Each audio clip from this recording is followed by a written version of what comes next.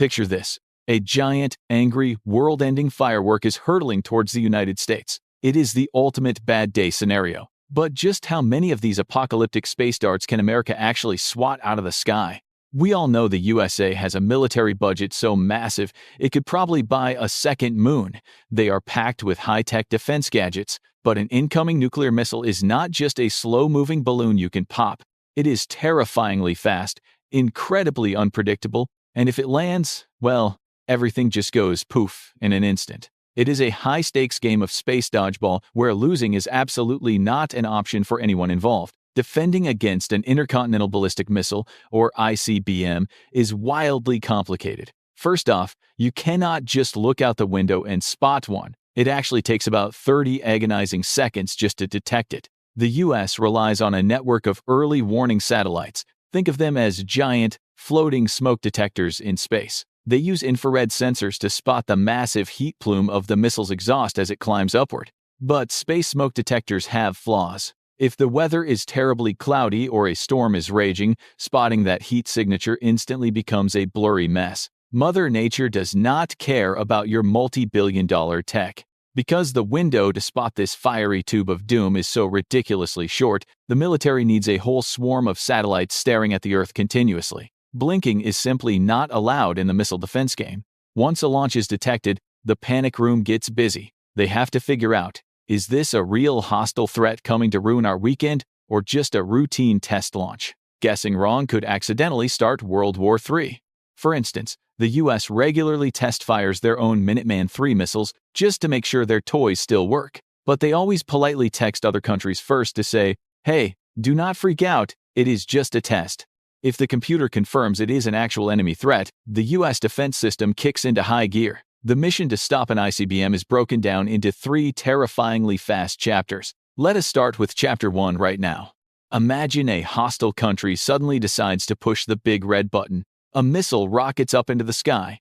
Welcome to the boost phase. This is the very first stage of its deadly flight, and honestly, the most dramatic one. At this point, the missile's giant rocket engines are screaming, producing massive thrust to escape gravity. It looks exactly like an oversized New Year's Eve firework, dragging a massive, blindingly bright tail of heat. Is it easy to see? Oh, absolutely. The thing is bulky, heavy, and moves like a loaded dump truck compared to its later speeds. Plus, it is sweating out so much heat that infrared sensors can spot it from miles away.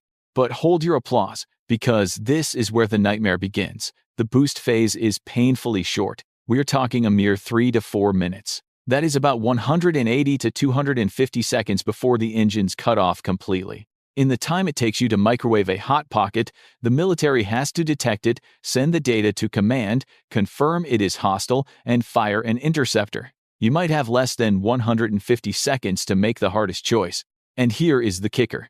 Where are the US interceptors located while this missile is slowly climbing? They're sitting halfway across the globe. Interceptors are parked near US cities, not next to the enemy's launch pad.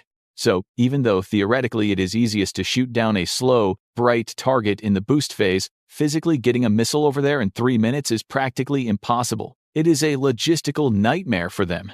Once those rocket engines burn out, the missile enters the cold, dark vacuum of space. It is now traveling at a mind-bending speed of almost 24,000 miles per hour. It could commute from New York to LA in just 10 minutes.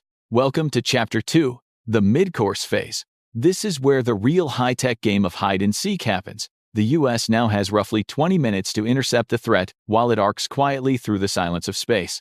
20 minutes sounds like a nice, relaxing coffee break, right?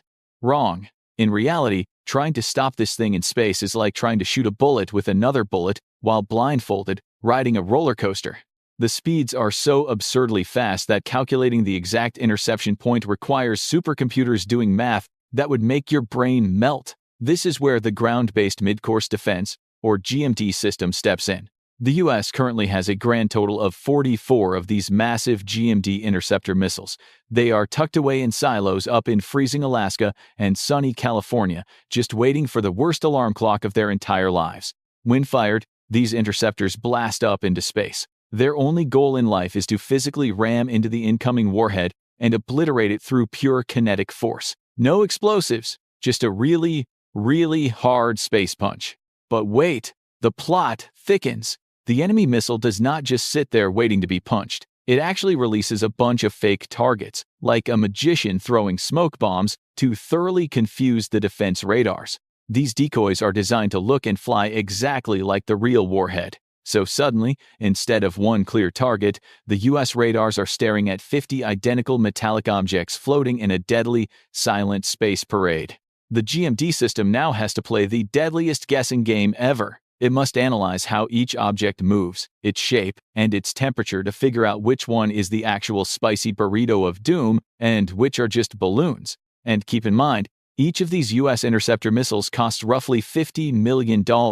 That is a very expensive bullet. But despite the massive price tag, the historical success rate of hitting the target is barely 50-50. In controlled tests, where they actually knew a fake attack was coming, only about 56% of the interceptors managed to hit their target. Those are not the kind of odds you want when the fate of a city is on the line. No matter how advanced the tracking technology is, distinguishing lightweight decoys from heavy nuclear warheads in the vacuum of space, where there is no air resistance to slow the balloons down, is incredibly difficult. So, how many missiles can the US currently intercept during this phase? Well, the system has a strict limit. It is completely capable of dealing with a stray missile or two from a rogue nation, but it cannot stop a swarm.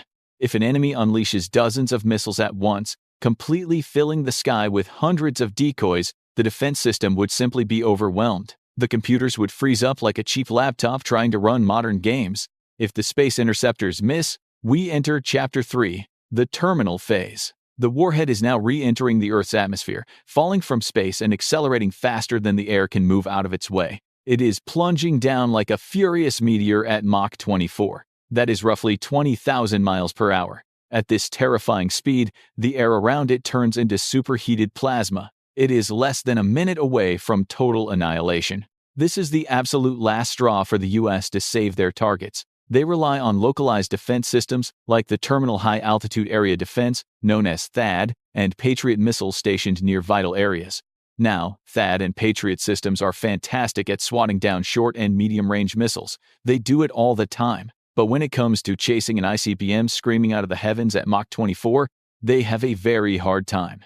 ICBMs in the terminal phase are literally like lightning strikes. By the time the local radars lock on and fire, the warhead is already detonating. It is a desperate, frantic final attempt that nobody wants to rely on. This is exactly why the US is obsessively building a multi-layer defense system. They want to shoot at the threat during the boost phase, the midcourse phase, and the terminal phase. It is a layered cake of pure survival. They have interceptors on land, radars on ships, and satellites in space, all trying to talk to each other to coordinate the ultimate defense. But no matter how perfectly advanced this technology is, it is just not flawless.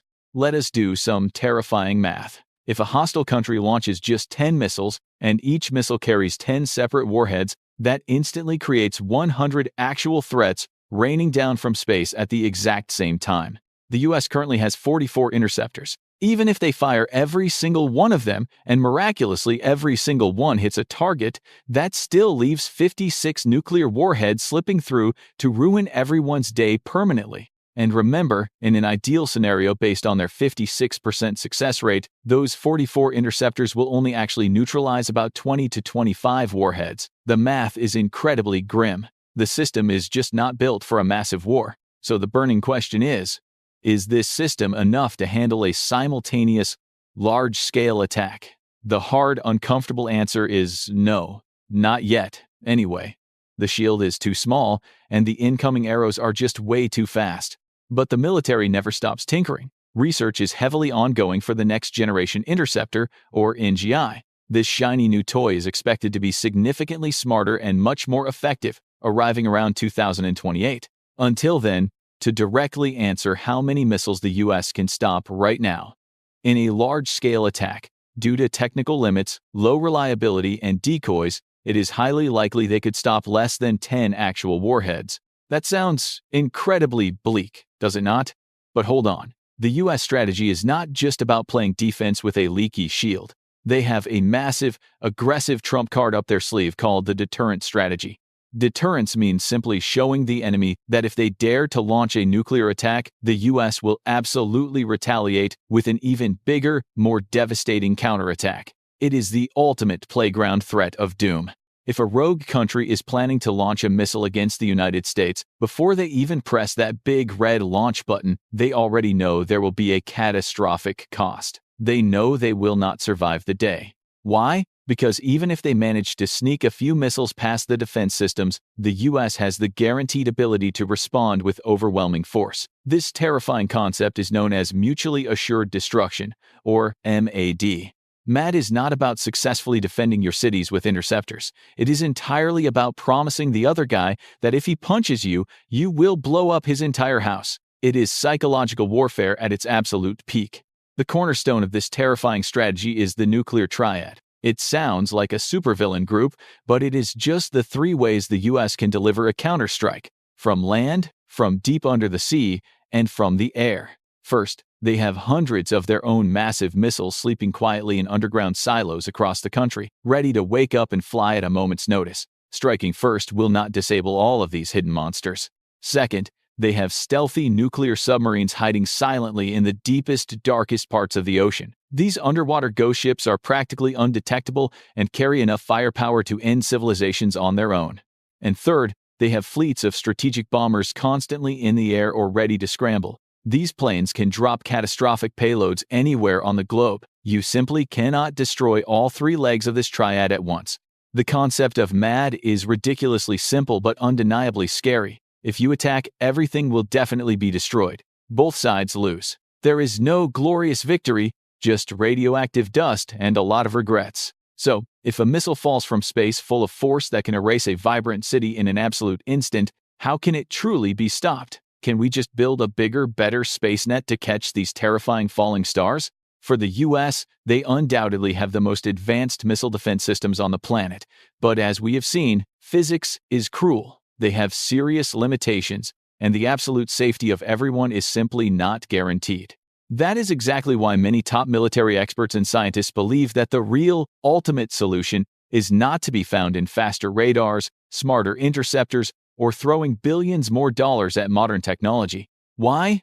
Because in a full-scale, absolute nightmare nuclear war, no matter how incredibly good your missile defense is, it mathematically cannot stop all the missiles. The sheer numbers will always overwhelm the defenders. The real fight, the most important battle of all, is to prevent the outbreak of war before the launch codes are ever entered. The best defense is making sure nobody ever feels crazy enough to push that big red button. While the US continues to heavily fund and continuously strengthen their physical defenses in space and on land, their absolute best weapon does not use rocket fuel. It uses words, patience, and international diplomacy. It relies entirely on talking, crafting strict agreements, enduring endless negotiations, and actively reducing the boiling tensions between heavily armed countries. It is boring work, but it keeps the world spinning safely. Because at the end of the day, no matter how ridiculously advanced our interception technology gets, or how fast our supercomputers can calculate trajectories, there is only one guaranteed way to avoid total destruction. And that guaranteed way is to simply never, ever reach the terrible point where these apocalyptic weapons actually need to be used. The winning move in global nuclear war is actively choosing not to play the game at all. So the next time you look up at the beautiful night sky, just remember there is a wild, multi-billion-dollar game of cosmic hide-and-seek prepared just in case. But let us all hope the interceptors stay in their silos. It is fascinating to see how far human engineering has pushed the boundaries of physics, creating machines that can literally hunt down other machines moving at 24,000 miles per hour in the cold vacuum of space. But it is also a stark reminder of how fragile everything is. A single miscalculation, a single rogue decision, could test this imperfect shield. The math is clear. The shield can catch a few stones, but not an avalanche. Until the Next Generation Interceptor arrives, the US defense strategy remains heavily reliant on the terrifying promise of MAD. It is a Mexican standoff on a global scale, where everyone's finger is resting near the trigger. It sounds like a plot from a futuristic spy movie, but this is the real world. The technology tracking the skies right now is constantly awake, constantly calculating, and hoping it never has to actually do its primary job. The sheer complexity of launching, detecting, tracking, and intercepting an ICBM is honestly a miracle of modern science. The fact that we can even hit a bullet with a bullet in space 50% of the time is wild. But as impressive as it is, we cannot ignore the terrifying reality of decoys. Those simple, balloon-like metal objects perfectly expose the Achilles heel of a multi-billion-dollar radar system. Simplicity beats complexity. It is a continuous cat-and-mouse game. Defense systems get smarter, so offensive missiles get trickier. Radars get more sensitive, so warheads learn to hide better. It is an arms race that stretches all the way into orbit. If history has taught us anything, it is that humans are incredibly creative when it comes to finding new ways to bypass walls. The space shield is impressive, but it will never be an impenetrable, magical force field. The US military knows this perfectly well. That is why they never put all their eggs in the interceptor basket. Deterrence. The threat of unholy retaliation remains the true heavy lifter in keeping the global peace intact. As we look towards the future, the hope is that the next generation of defenses will drastically improve that bleak 56% success rate. But until then, we live under a delicate umbrella that cannot stop a heavy storm. So, to wrap up this explosive topic, the USA can stop a few stray missiles. They have the tech to punch a handful of warheads out of the sky, but a massive, coordinated attack, that is a nightmare scenario for anyone. It is a sobering thought, but also a fascinating glimpse into the extreme limits of modern engineering. We have built machines that cross continents in minutes, and other machines that try to catch them. Pure sci-fi reality. At Behind the Screen, we love diving deep into these wild, high-stakes scenarios to see how the world actually works. Technology is amazing, but sometimes, understanding its limits is even more important than its power. We hope this deep dive gave you a clear picture of the invisible shield floating above us and the incredibly complex math keeping it running. It is terrifying, yet undeniably brilliant how it all pieces together up there. If you found this breakdown of nuclear defense systems and space interceptors fascinating, you are definitely in the right place. We are always unpacking the biggest, craziest questions about our high-tech, chaotic world. We can always interest you with fun facts and wild stories. Don't forget to subscribe to our YouTube channel, hit that like button, and press the notification bell so you never miss another deep dive. Stay curious, folks.